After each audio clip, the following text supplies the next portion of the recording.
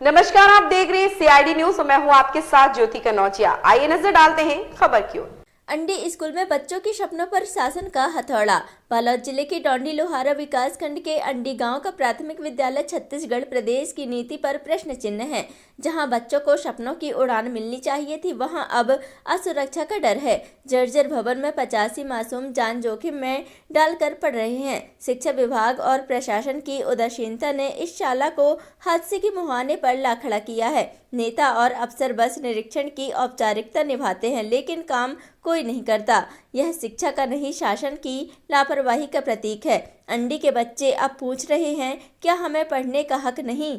यह सवाल सिर्फ बालोद नहीं, पूरे प्रदेश की व्यवस्था से है। बालोद से मीनू साहू, CID न्यूज, छत्तीसगढ़। हमारा स्कूल जर्जर हो चुका है, जहां हम बैठ नहीं सकते। हम दूसरे जगह पे बैठते हैं जहां हमें डिस्टर्ब होता है। हम दूसरे ध्यान पे भटक जाते हैं।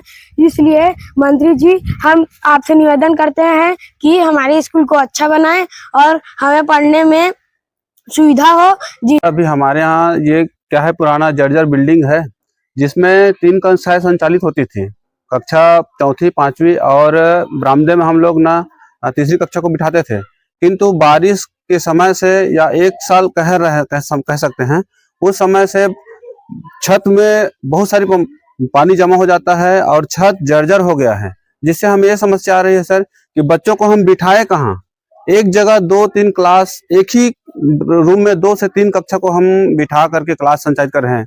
जैसे कक्षा 1ली और 2री को प्रधान पाठक कक्षा में बिठा रहे हैं और मिडिल कक्षा के जो बरामदे हैं उसमें हम कक्षा 3री के बच्चे को बिठा रहे हैं और 5वीं और 4थी को एक जगह बिठा पढ़ा रहे हैं। मतलब कक्षा की कमी महसूस हो रही है और जिससे हम अच्छे से क्लास पढ़ा नहीं सकते।